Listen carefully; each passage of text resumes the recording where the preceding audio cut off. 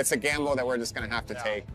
We'll fire back up when the sun decides that it's summertime and make the best use to everybody that we free up. We'll have to take the chance. When the sun says it's summer, we'll start up again and we'll make the best use of the time we have free for everyone. In the Yukon, everyone thought Parker Schnabel was running out of time in space. He needed a fresh start and a new plan. He found it on an Alaskan island that no one had heard of before. The island had a dark history and a mine that had caved in, swallowing prospectors whole. This is really crazy. This cave is 500 feet long. Everything was done by hand. This is how they're braced. Okay.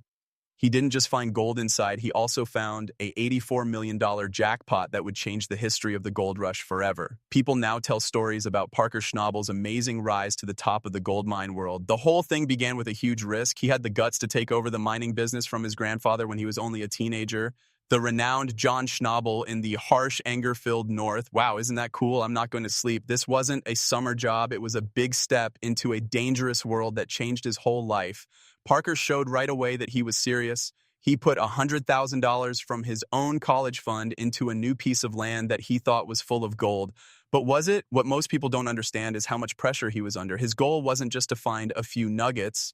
He had his sights set on a huge goal in the famous Klondike area. He knew he had to be smarter and faster than everyone else to do this. At his age, it seemed like a crazy move for him to make, but he did it anyway. He split his group of greenhorns into two different groups. His whole season would be different because of this choice. The first group was called the Wolf Cut Crew. Their job was to look around. They were told to go to a place that had never been cleared before and dig 30 feet straight down through the cold ground. Their job was to remove the layers of ice from the ground so that it could warm up in time for the wash plant. Permafrost has a name for a reason, right? Because it's frozen all the time. It would be very helpful if it was warmer than 35 degrees for at least 4 hours. It needs to get warmer.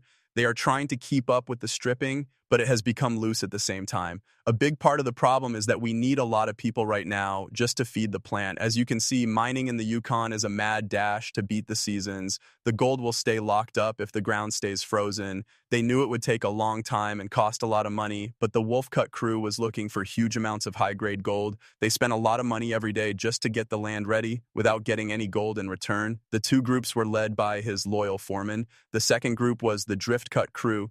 Their goal was the exact opposite of that. They couldn't wait any longer. They had to find a lot of gold right away or the whole business would fail. They looked over their whole claim, looking for even the tiniest bit of color in the dirt or a gravel path that looked like it might lead to the mother lobe. Both teams worked extra hours as the weeks turned into a month. Parker's big bet in Alaska had turned into a full-on race against time, and everyone was waiting to see if the kid could pull it off. Parker knew it wasn't enough, even though gold was coming in from the Klondike. But I think it did well for the hours it was on. That's good that you had sulfur because Bob would not have been able to find it without it. The ground was getting less thick, the easy money was gone, and his whole business was hanging by a thread. He needed a new territory, a place with so much wealth, that it would protect his name for years to come. His eyes turned north towards Alaska's wild, untamed coast and a place that only old people talked about in whispers, a cursed island with a fame in it. It was known as Spectre Island to people who were looking for gold. The past of the island was dark and sad. 100 years ago, during the first Klondike gold rush, a group of ambitious miners set up a big operation there because they were sure they had found where all the gold in the Yukon came from. They dug a huge mine shaft deep into the rocky center of the island. For me, this is mostly about looking for the next place to set up a big business. For a short time, it's meant to show that, okay, there's another 10 or 20 or 30 or whatever 1,000 ounces to do here. According to the stories, they were taking out fist-sized nuggets. No one could have imagined how rich they were. Then, bad things happened during a very bad winter storm. The main tunnel system fell because people were digging too quickly and without thinking. The mine caved in on itself, burying the miners and their huge prize for all time. Spectre Island has been thought of as cursed land ever since. In the decades that followed, many efforts were made to open the mine again, but all of them failed and were tragic. Strange things happened to the crew's equipment, and some prospectors just disappeared into the island's constant fog and were never seen again. This was the crazy risk that Parker Schnabel was about to take. Parker quietly rented out the mining rights to the whole of Spectre Island while his competitors fought over the scraps that were still in the Yukon. His team thought he was crazy. Mitch, his boss, said it was impossible, calling it good money after a ghost story. We'll have to take the chance. When the sun says it's summer, we'll start up again and we'll make the best use of the time we have free for everyone. Parker had a feeling that he just couldn't shake. He thought the old stories were true and that the $84 million win wasn't just a myth. He was secure that he could win where others had failed. With the help of modern technology and a strong crew, millions of dollars were put into the new business before the first shovel was even put in the ground. Barges carried his whole operation, the excavators, bulldozers, and his two huge wash plants, Big Red and Sluicer, across the dangerous seas of Alaska. We had a scary time setting up camp on the dark, empty island.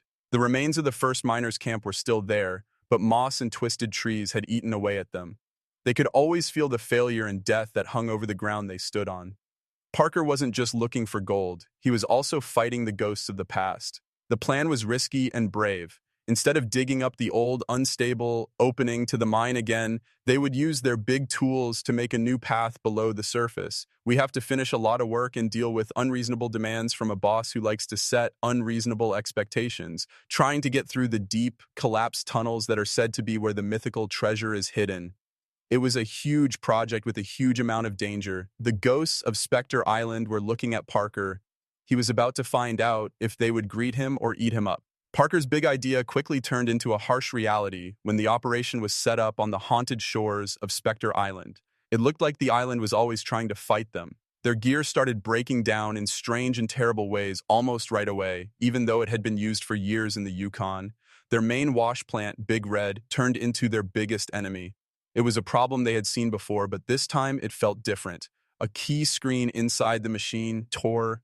The tear let big, sharp rocks from the island's famously hard ground get stuck in the works. Over and over, the crew had to shut down the whole plant. Not only did the jams slow them down, but they were also a constant threat. They could lose fine gold that was being washed away with the big rocks every time the machi. To change the big, heavy screen, Mitch had to go inside the huge machine himself, which was a hard and dangerous job. Even though they fixed it, problems kept happening. I think you're kidding me. It always goes like this. They quickly found out that the island's unique sharp-edged rock was also stopping the water from moving through the sluice boxes, which was stopping the gold from settling properly. It seemed like the island itself was trying to hurt them. The crew's mood started to get worse. The fog around them made them feel alone, and the only sound on the island was the groaning of dying machinery.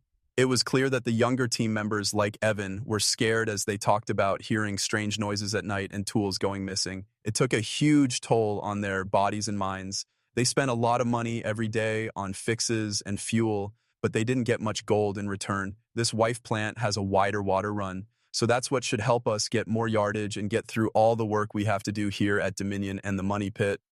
We'll take a chance on something that hasn't been used much this season, but we'll do it anyway. Parker could feel the stress rising.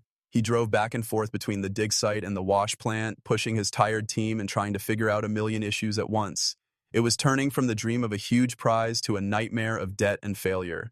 It looked like the Spectre Island curse was real and their mission was doomed, but then there was a small success. They finally hit a stretch of good pay after weeks of hard, stressful work. It wasn't a lot, but it was something. The first cleanup by the Big Red after it was fixed up found 51.6 ounces of gold worth about $90,000. Soon after Sluicer, their other plant made an amazing 210 ounces. The crew's mood improved. It's possible that the curse could be broken after all. They kept going because this small win gave them the drive to dig deeper into the island's weeping rock. It's great to be on solid ground, find gold, and have a good crew. This has taken a lot of work, and it's great to see it coming together. What they didn't know was that they were getting closer to finding something that would make their lives different for good. The fall of the Golden Age. The team was even more determined after a small taste of success. The wash plants were running all the time, and they tore into the mountainside like crazy. Parker was crazy. He was sure they were on the edge of an old mine system that had fallen.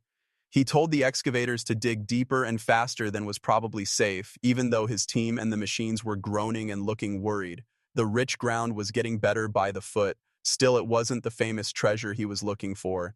Then it took place. The ground gave way out of the blue on a damp, foggy afternoon. When someone was using a backhoe to move a big rock, they dug the bucket just a little too deep,